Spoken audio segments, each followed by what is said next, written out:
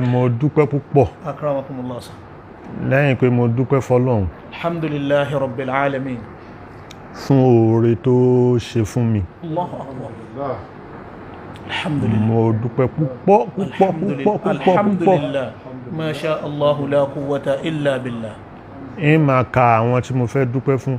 Alhamdulillah. Ó ṣe é ṣe kí n forúkọ mi. Àwọn èyí tọ́kàn bá mú àbáwọn ti kìíní. Àmọ́ àwọn èyí tí mo sáré kọ́lẹ̀. Anakumullah. Tí mo kàn bá mi kọ́lẹ̀. Wà á máa rọra pè é ní kọ̀ọ̀kan. Executive President Tinubu, Ahmed Bola Tinubu. Bẹ́ẹ̀ ni mo kí. And the First Lady of Nigeria. First Lady. Akramakumullah. Rẹ̀mí Tinubu. Anakumullah. So mo kí wọn púpọ̀. Chief of Staff to the President. Mo kí púpọ̀. Abdulhakeem Gbajabiamila. Allahu akbar. Àbí Fẹ́mi Gbajabiamila. Anakumullah. So mo kí wọn púpọ̀. Emir of Ilorin. Shehu. Wallahu ya'simuka minan nas.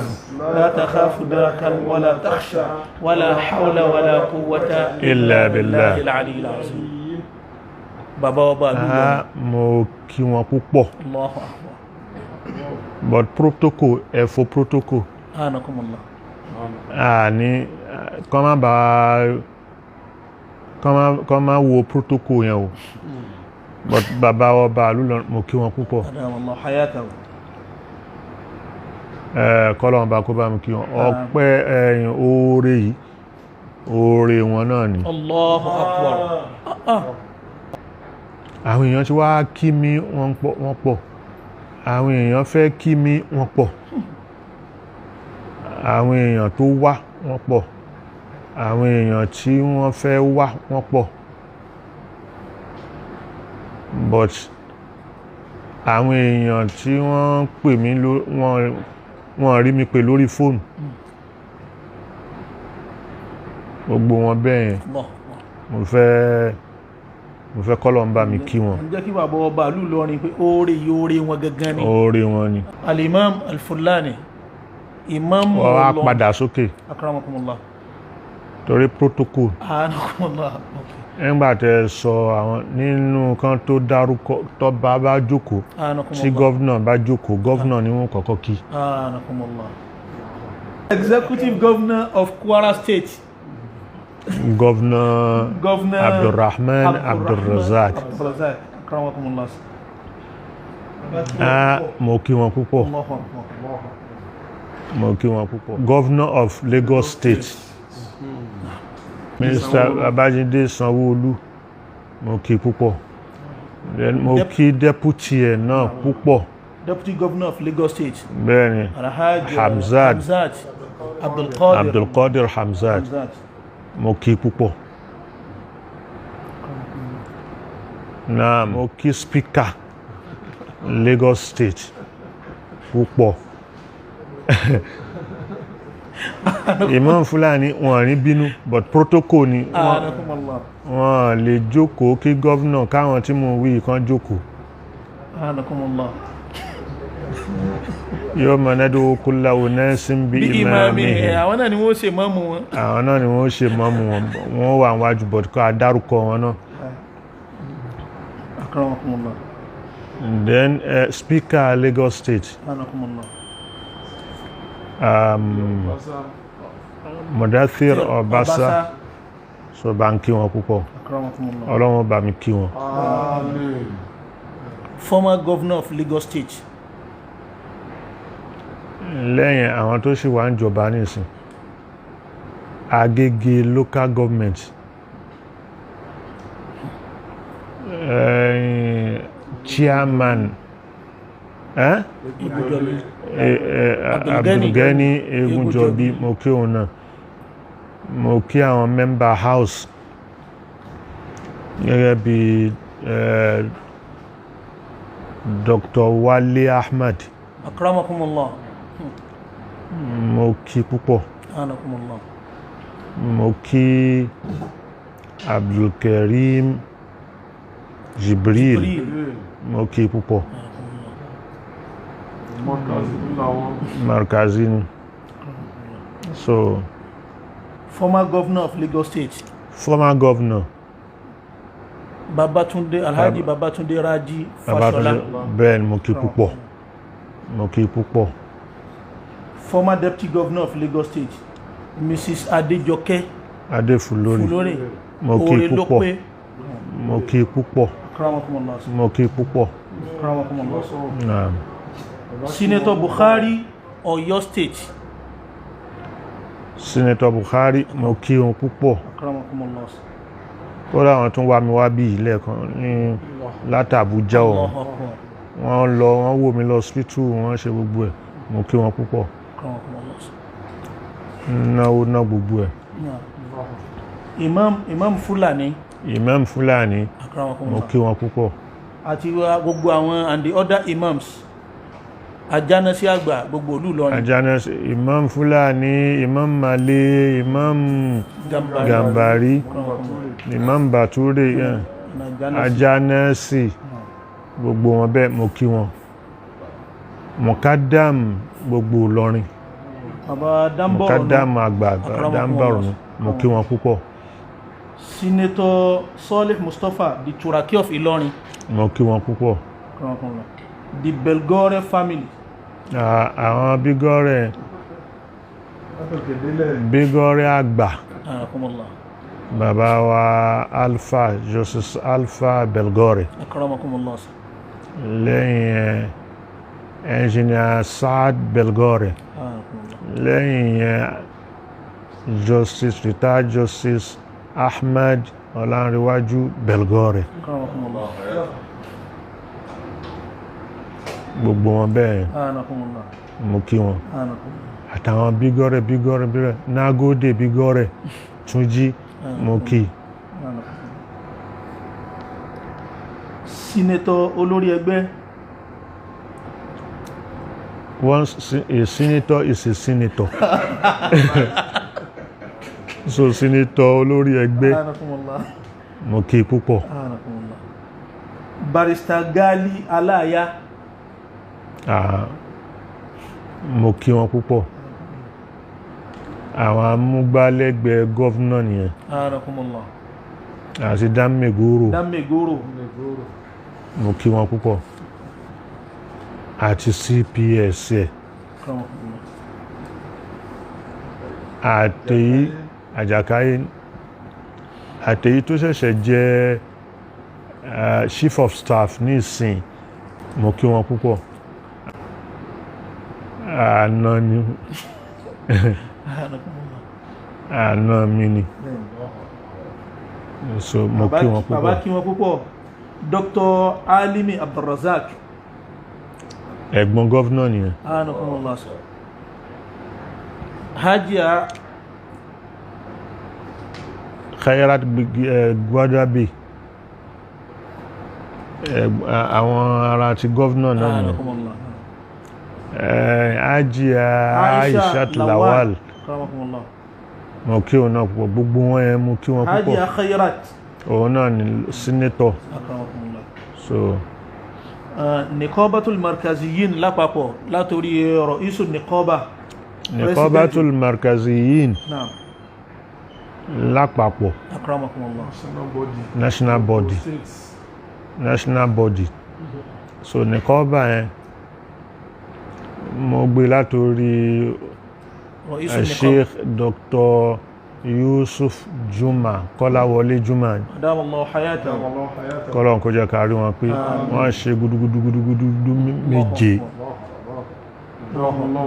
Jazakumullahu khairal jaza. Niqabatul Markaziyin Ìlọrin chapter. Ìlọrin chapter gbogbo wọn wà ń bẹ̀. Àwọn sẹ́ẹ̀tì mi wà ń bẹ̀ o. Ní tàwọn Ìlọrin chapter. Wọ́n wà ń bẹ̀ wọ́n lè máa pé ní Nìkọ́bà. So Niqabatul Markaziyin Lagos chapter. Lagos chapter yẹn. Sheikh Musa Agboola. Adamallahu hayatahu. Àwọn yẹn wọ́n á ní Sheikh Musa Agboola tán bá mi kí wọn púpọ̀ àwọn náà ní Darul Falah.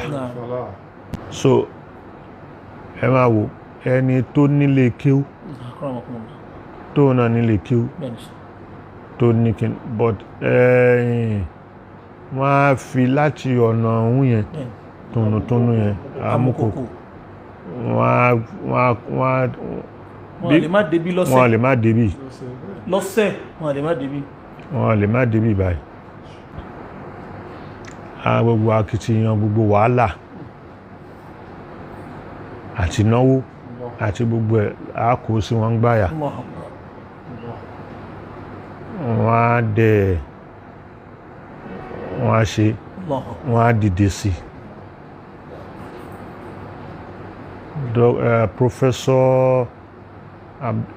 Professor Abdulrahim Hamza àwọn náà Professor Isa Abubakar àwọn Alabi àwọn náà Professor Lanre Yusuf Bidmasi àwọn náà Professor Murtada Bidmasi VC Wambi Professor Ahmed Abdulsalam àwọn náà Professor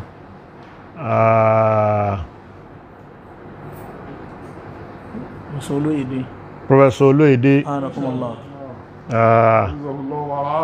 Professor Oloore èèyàn ni Allahu Akbar kọ́lọ̀n kó bá mi kí wọn. Associate Professor Khalil Bodofu wọ́n á kú Abdulsalam kan Khalil Bodofu bẹ́ẹ̀ ni Professor kan wà ń bẹ̀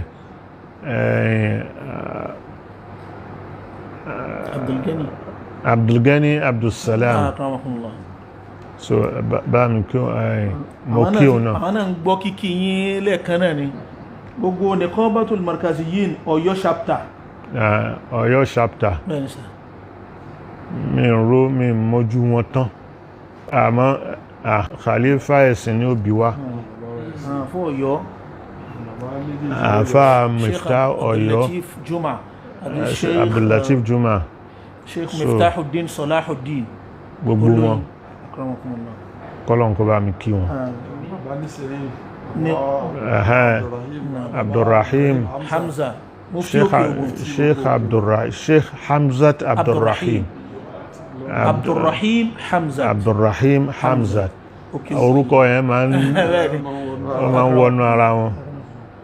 So Niqaba Markaziyin Ọ̀ṣun chapter àwọn Ọ̀ṣun yẹn náà ilé bẹ́ẹ̀ náà gbogbo wọn mo kí Megidad òun ló lórí wọn. Sheikh Suleiman kó tó tún wá lọ ń bẹ̀ àwọn Ọ̀ṣun kan tún wà Qasim Abdulrazak Abdulrahman àti àwọn tí wọ́n jìjọ jẹ́ gbogbo àwọn àbúrò wọn tí wọ́n jẹ́ ọmọ Sheikh Abdulrazak níwò gbogbo wọn náà mú kí. Sheikh Suleiman Raji àwọn ọmọ bàbá máàlì àóró rẹ̀ kí gbogbo ọmọ Adam Ìwó lọ́yà àwọn náà ṣe dáadáa tó pọ̀. So Mustafa Dohak mi ò lè dárúkọ àwọn tán but ohun yẹn ohun kan gbòógì ni ọmọ bàbá láyége sòkọ́lọ̀ àtòhun àtàwọn ẹ̀gbọ́n ẹ̀ tí wọ́n dúró déédéé dáadáa bẹ́ẹ̀ Alifa Ayédé gbogbo wọn bẹ́ẹ̀ Alifa Ayédé. Sheikh Suleiman Raji Sheikh Suleiman mo ti dárúkọ wọn. Sheikh Isa Salahuddin mo ti dárúkọ wọn. Maali Wazirul Markaz Adam Abdurrahman Yahya Al-Fulani Wazirul Markaz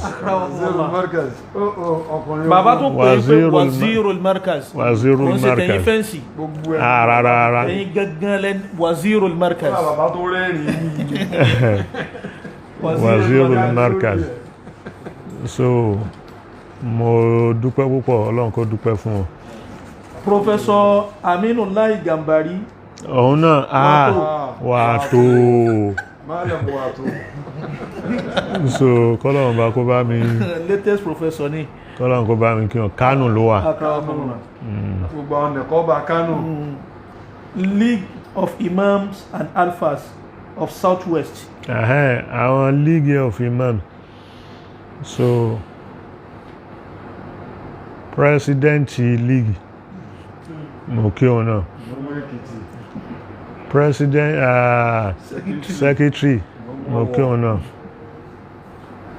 Lẹ́yìn yẹn ẹni tí mo tún jẹ gbèsè gan láti kí ni Imam Ìjẹ̀bú Òde. Imam Ìjẹ̀bú Òde. So pẹ̀lú bára wọn ṣe rí yàn àti gbogbo kìíní wọ́n tún wá bí. So kọ́lọ́run kó bá mi kí wọn púpọ̀ kó sì dúpẹ́ fún wọn. Chief Imam of Egbaland. Àwọn ni wọ́n ní bàbá aláìgé ló ní wọ́n. So bá mi kọ́lọ́run kó bá mi kí wọn. Muslims in diaspora. Ìṣílé níjẹ̀bú Òde òun náà Mufti Ìjẹ̀bú Òde. Muslims in diaspora. Muslims in diaspora. Àwọn wọ́n pọ̀ ń bẹ̀. Àwọn diaspora yẹn wọ́n pọ̀. But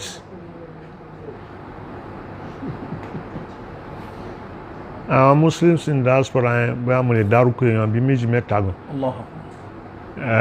Abdulrahman Adéòsì, Alhaja Rizkato Yewumi, Councillor.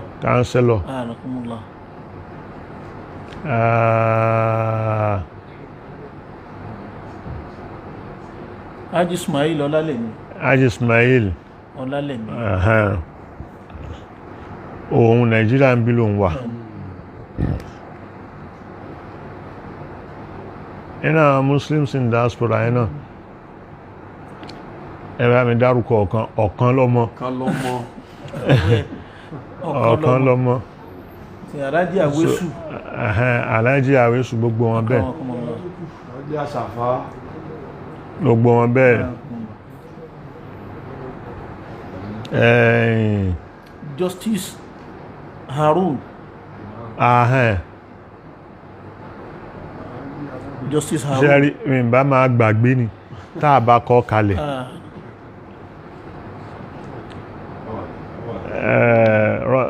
Qadil Qudot nígbà kan ni inú wọn náà ni Justice So Mohammed. Inú wọn náà ni Justice Ọlá. Current Grand Cadi ni. Ọlọ́run ló lè bá mi dúpẹ́ lọ́dọ̀ everybody. Jama'iyat Ahmadiyya movement. Àwọn Ahmadiyya yẹn àwọn náà tírínì mi.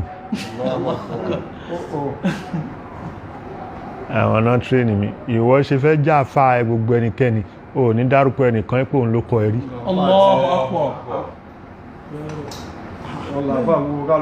Ìwọ làáfà gbogbo ìwọ láàfà So àwọn yẹn wọ́n train mi, mo lọ sí school wọn, dísí wọn wá fi mí lẹ̀ o. Allahu Akbar. Wọ́n máa ń wà àti àmírù wọn àti àwọn members wọn. Allahu Akbar. wọ́n máa ń wá kọ́lọ́run bá kó bá mi kí wọn.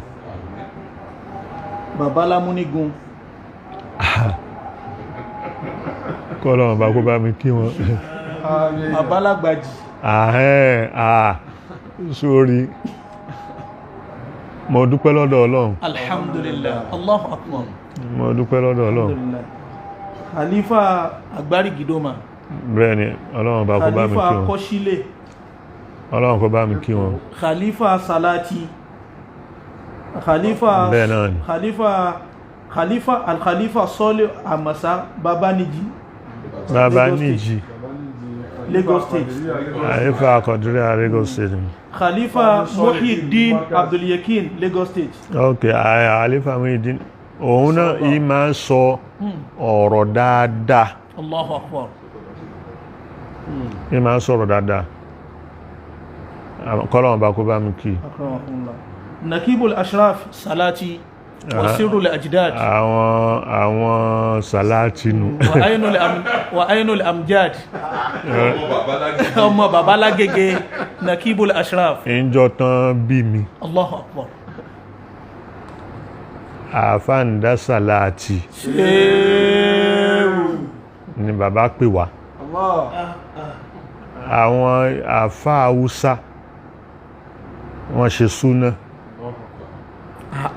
wàláì nìkan tán sá. èmi àwọn àfá Haúsá wọ́n ṣe súná. Abdulmajid. ni bàbá yẹn fẹ́ràn Haúsá ẹ fẹ́ràn wọn púpọ̀. lẹ́yìn àfá Salati gbogbo wọn ń wá níkọ̀ ní o. bàbá wa náwó fún wọn ní kọ̀ọ̀kan. kálukú ń ṣe tiẹ̀ bàbá ó sì ṣe sàárà fún wọn. ẹ́ńjìnì yẹn pọ̀ sà. ẹ́ńjìnì yẹn pọ̀. Nakibul Ashraf Salati. so kọ́lọ́run kó bá mi kí àfá Salati. Sheikh Abdullah Salati. Nakibul Ashraf àkọ́kọ́. àfáàndá Salati. radiyallahu ta'ala anhu. Allahu akbar. radiyallahu ta'ala anhu. bisimilahi kulu allah fún bàbá ndá Salati. bisimilahi rahman rahim. kul huwa allahu ahad allahu samad lam yalid wa lam yulad wa lam yakun lahu kufuwan ahad. àfá Salati ní Abdullahi Salati. radiyallahu ta'ala anhu. bisimilahi kulu allah. بسم الله الرحمن الرحيم قل هو الله أحد الله الصمد لم يلد ولم يولد ولم يكن له كفوا أحد. الفوا شيخ شاذلي لنا بسم الله قل هو الله. بسم الله الرحمن الرحيم قل هو الله أحد الله الصمد لم يلد ولم يولد ولم يكن له كفوا أحد. شيخ أحمد لبيب أغباجي. ìjọba gbogbo Sahibul Quran. bẹ́ẹ̀ni. Sheikh àwọn méjì ìbejì ni wọ́n. àti Labibu àti Sahibul Quran ìbejì ni wọ́n. Sheikh Ibrahim Gobiri. naam. Sheikh Abdul Qadir onílé márùn. naam. Alhaji ọmọ babaláyege. Alhaji Yusuf Amura. Barrister Ridwanullahi Ọlágúnjú. Barrister Shuaib Agbarere. Izzul Markaz. Wakilul Muslimin Yorùbá Land. Baba Khalifa ẹ̀sìn ní òbí wa. Adamallahu hayatan. Chief Imam of Akute Land. Chief Imam of Akute Land. bẹ́ẹ̀ni. Baba Adini of Akute Land. bẹ́ẹ̀ni.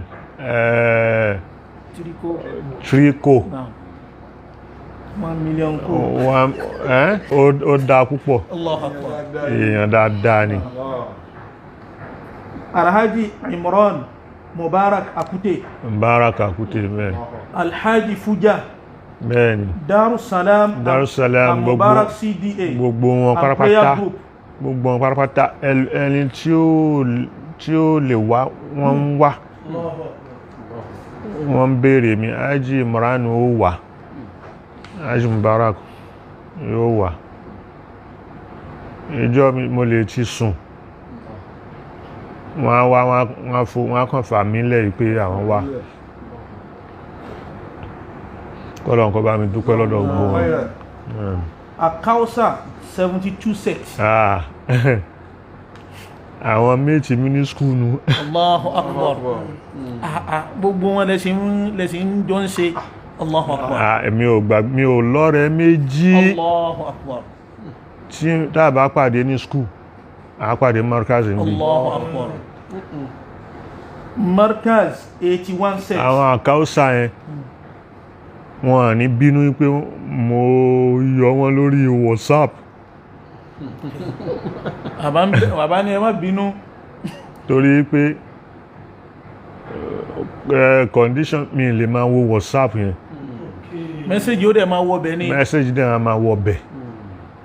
Mi ò lè máa wo WhatsApp yẹn. So fóònù mi á kàn wá kún tí ó sí òyìn ẹbẹ̀. Inú wọn ni Alhaji wa Tóyìn, a máa ń pè Bọ́lá ń lé nígbàtà wà ní skúl. Muyassir Abdulhamid. Láti 72 fa. Bẹ́ẹ̀ni. Inú wọn ni Miftah Lawal. Inú wọn ni Lukman Salako. Ẹ̀dí ń pè rẹ́gísítà. Wọ́n pọ̀ gan-an. Wọ́n pọ̀ tí bá ní kí n máa dárúkọ. Àwọn míì ti travel jáde wọ́n wà. Àwọn míì wà nulẹ̀. Islamic Affairs of Nigeria Army. Àwọn Nigerian Army. Mo kí wọn gbogbo ìgbà. Lieutenant Colonel Abdulkadir, òun náà ni commandant wọn. Markaz 81 set. Markaz 81 set. So this school is 72. Markaz is 81. 81. So àwọn sẹ́ẹ̀tì mi ẹ̀. Bẹ́ẹ̀ ní Markaz ń bí. Ní Markaz ń bí. Àwọn 81 yẹn. Náà. Inú wọn mo ti dárúkọ wọn. Bẹ́ẹ̀ni ẹ ti dárúkọ àwọn míì wà tí mi ò tí dárúkọ. Inú wọn Àfá Abdulwahid Juma. Aribi Amidul Markaz. So inú wọn Abdulkadir Salahuddin. Gbogbo wọn púpọ̀. Inú wọn Salih Salman. Inú wọn Imam Abdulgani Zubair. Inú wọn Abdullatif Fazazi. Ọ̀gá mi. Imam Harun Musa ní Ìlàrú. Imam ni Abdulrazak Abdulkarim. Imam Alaya. Imam Alaya. Allahu Akbar. Àwọn kódà ibi tẹ́ ti ń dárúkọ ńlọrin lẹ̀ bá kí wọ́n bọ̀.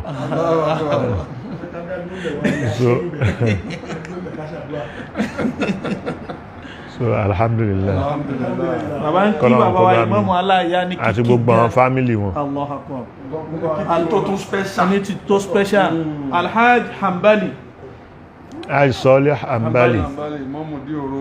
Imam Dioro. Hajj Abdullah.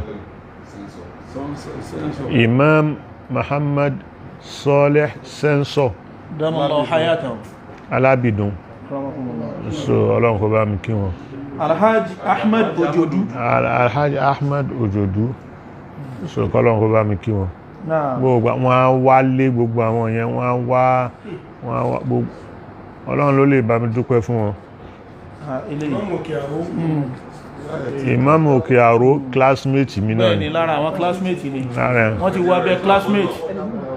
Ọ̀nà ni Rọ̀ísù Àmánà. Rọ̀ísù Àmánà. Ilé ìlú wa kó gbé èèyàn sínú Markaz teaching and non-teaching staff. Mo ní direct Markaz bí.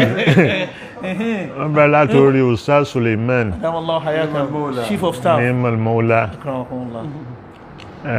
Abdulhamid Bashar Al-Hagmaji, المفسر then Ustaz Abdul Yakin Jeje, Ustaz Abdul Yakin Jeje, Ustaz Abdul Latif Sambo, Fakihul Ummah, gbogbo Ustaz Yusuf Ishaq Ajinifesin, Ishaq Yusuf Sheikhul Islam, Al-Ustaz Abdul Karim Muhammad Al-Awwal. Wọ́n pọ̀ gan tá nílé dárúkọ tán. Tajudeen Rufai, gbogbo àwọn ajánẹ́sì ìkànnì lẹ́gbẹ̀ẹ́ mi. Khalifa bàbá lórílẹ̀. Ìgbà tí wọ́n bá dúró dáadáa ni gbogbo àwọn àfáà yẹn.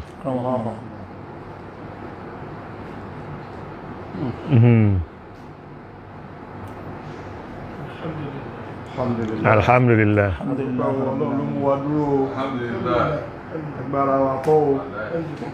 Alhamdulillah. Sheikh Abdul Razak Al-Abrar.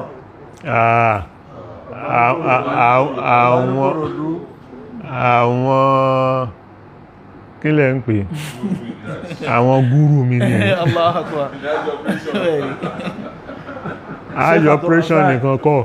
Al-Abrar, moon sighting. Ọ̀rọ̀ ẹ̀sìn gangan ẹ̀sìn. Ọ̀rọ̀ ẹ̀sìn ẹ̀hẹ́n. Khalifa bàbá lórílẹ̀.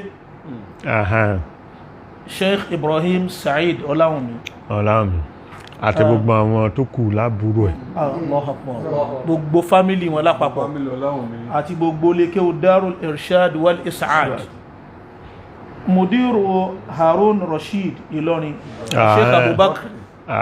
Òun náà. Àwọn yẹn Ọlọ́run ló mọ iye àdúà tí wọ́n ń ṣe. Allahu Akbar. Ní àfáwà Abubakar Harun Rashid. Tí wọ́n tún pẹran. Allahu Akbar. Tán ṣe an Zahril Ghaib. An Zahril Ghaib. So, bẹ́ẹ̀ ni ní Markaz Agodi. Allahu Akbar. Sheikh Muhammad al-Fatih Yahya Murtada Agodi. Sheikh Jamaluddin Yahya Murtada Agodi. Gbogbo wọn bẹ́ẹ̀. Markaz Sakete Benin Republic. Àwọn wá tílé ni. Gbogbo wọn pátápátá àwọn ọmọ bàbá wa Sheikh Sakete. Sheikh Ahmad al-Fatih. Àwọn ọmọ wọn. Akramakumullah. Tó fi wá kan ọmọ. Anakumullah. Àwọn ọmọ wọn yìí, àwọn tó wà láyé. Àwọn tó ti ṣíwọ́ iṣẹ́ inú wọn ni Sheikh Fatih Sakete. Àwọn èyí tó wà láyé ó bẹ̀rẹ̀ látorí Dr. Abdulhamid Sheikh Sakete. Wọ́n wá bí wọ́n náà wọ́n tún yọ àwọn èèyàn lẹ̀ ní pé wọ́n tún yọ àwọn gbogbo àwọn tó fẹ́ wá Allahu Akbar tí wọ́n lè wá tọ́kàn wọn wá láti Benin Republic. Lójoojúmọ́ ni wọ́n máa send mi ní message. Allahu Akbar. Kọ́lọ́run kó bá mi kí wọn. Àmín. Markaz Agodi Ìlọrin kí wọn. So àwọn wọ̀nyí ó kù àwọn tí ó lè wá bọ̀ tí wọ́n ti wá tí wọ́n inú wọn ni àfáà wa Mashhud Abubakar Obẹ a máa ń pè wọn ní Morocco. Wọ́n wá bí wọ́n wá kódà tún wá mi wálé. Kọ́lọ́run kó bá mi kí wọn. Inú wọn ni Soboho Kudus Abdulaziz. So inú wọn ní gbogbo gbà. Kò sí gbogbo gbà náà tí wọ́n ní Haji Mubarak Àjàṣe gbogbo gbà ni. Haji Warada gbogbo gbà ni. Bó fẹ́ ara tí ẹ̀ náà lè tó bẹ̀ bọ̀ kò ní wò yẹn. Yóò tún gbéyàn dìde. Wọ́n á tún wá wọ́n wá bẹ̀ mí wò. Sheikh Zakaria Okoko Maiko Okoko qatilul mushrikin mubidul kafirin. Ó sọ gbogbo àwọn kèfèrí dẹ̀ fún yóò ṣe ìbádà àwọn pátápátá kúrò lórí ilẹ̀ ni. Àwọn IEDPU àwọn Ìlọrin nù. akramakumullah. Alhaji Sọ́lí wa kọ̀wé Saleh Mahmood. akramakumullah. Brother Femi Abbas. Saleh Mahmood kọ́lọ́nkọ́ bá mi gbogbo wọn á pè mí wọ́n á ṣàdúà wọ́n á ṣe so mélòó la fẹ́ kà nínú àwọn tó nífẹ̀ẹ́ èèyàn. Wọ́n pọ̀ tí ò ṣe tó ń kà wọn ò ṣe kà tán rárá. tó ń kà wọn ò ṣe kà but èyí tàbá lágbára ń bẹ̀ náà la máa sọ táàyè bá gbà wá. Brother Femi Abbas tíṣà mi ni.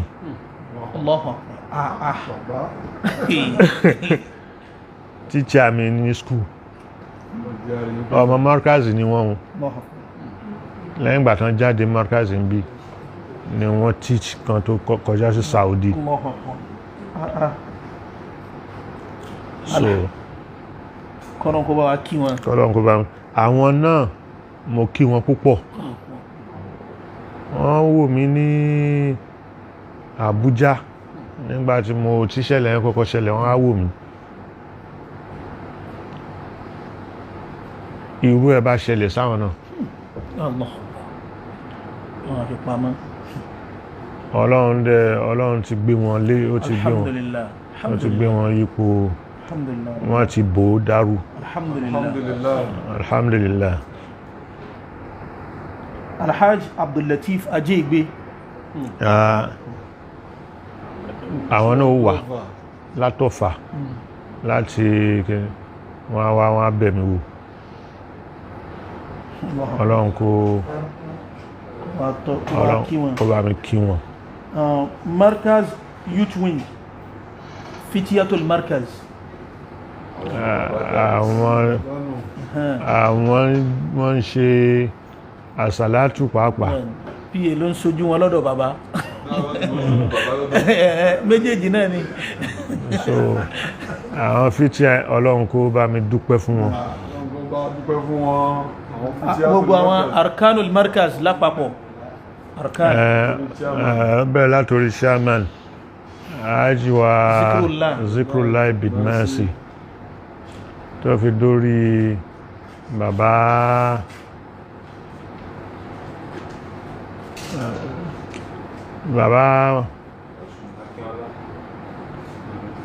Akínọlá gbogbo àti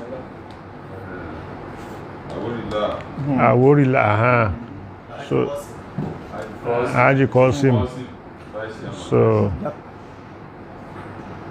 tó fi dórí gbogbo bẹ́ẹ̀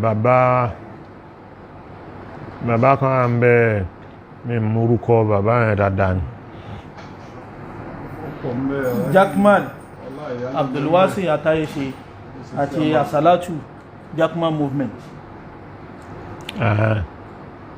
So Jackman náà Banki ọmọ bàbá láyé Alhaj Jazakallahu khairan. Akramakumullah. Bàbá ní Jazakallahu khairan. Alhaji Lukman Alabidun Texas. Diaspora àwọn tó wà ní diaspora ni. Aṣíwájú àdínì of Yorùbá land. Aṣíwájú àdínì of Yorùbá land. tó débì náà sí lóṣogbo.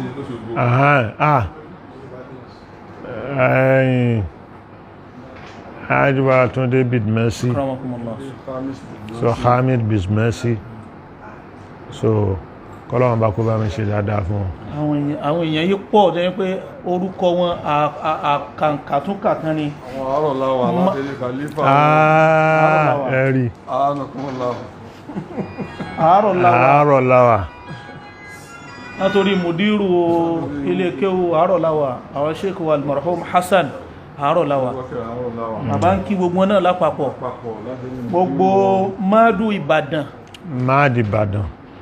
bá ń kí wọn rọ́ọ̀dọ̀ ní kírun bẹ́ẹ̀ ni so afa Ibrahim Ẹlẹ́yìnlá afa Abdulgani Annabulusi gbogbo àwọn babalágége wọ́n pọ̀ gan Sheikh Hausawa Alimosho Seriki Hausawa Alimosho Dr. Said Saudi bẹ́ẹ̀ ni àwọn tán bá ti gbé mi lọ sí London ti pé àwọn yẹn ló wá ní pé èwo mo ń lọ ṣe ní London Nàìjíríà yìí náà mo lè wá ń bẹ kò nídìí kíní tí n bá ṣáà ti ń ṣe nǹkan tí mo nífẹ̀ẹ́ sí ara mi á yá kẹ máa kọ́ wa ń kí ó bẹ́ẹ̀ tí ń kọ́ wa yìí ara mi á yá dókítà àsìkò tútù èmi ò ọgbọ̀n tí bàbá Aláyẹgẹ ti dárúkọ yìí wọ́n ti lé ní 100 àwọn èèyàn wá pọ̀ gan àìmọye àwọn èèyàn wà tẹ́ mọ̀ rárá àwọn mọ̀ ìwọ̀n ń fàdúrà ránṣẹ́ bàbá ń kí gbogbo wọn lápapọ̀ wọ́n dúpẹ́ fún wọn. Ọlọ́run ló lè bá ń kí wọn. Allahu Akbar. Ọlọ́run ló lè bá ń dúpẹ́ fún wọn. jagunú ẹ̀mí.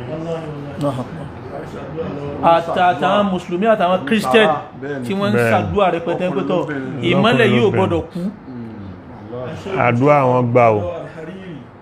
Sheikh Mustapha Murtado Al-Hariri ọmọ babalágége nílọrin. Ọlọ́run kó dúpẹ́ fún wọn. Àmín àmín àmín. Màá wípé jazahumullahu khairal jaza. Àwa Dr. Suleiman Al-Hakiki àwọn náà ti wá kí bàbá mi. Bẹ́ẹ̀ni. So Dr. Ọláòtí Mahmoud Dr.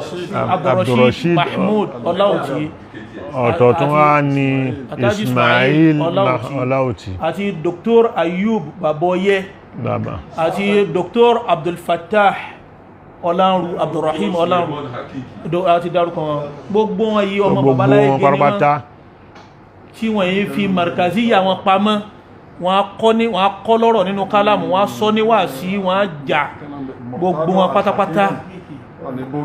wọn pátápátá bàbá ń kí wọn àti Dr. Nuh Ibrahim Bazullah gbogbo wọn yányán bàbá ń kí gbogbo wọn. Sani ti lásù. Professor Sani wọ́n sì wá kí bàbá ń jò ní kọ́nà kí ó wà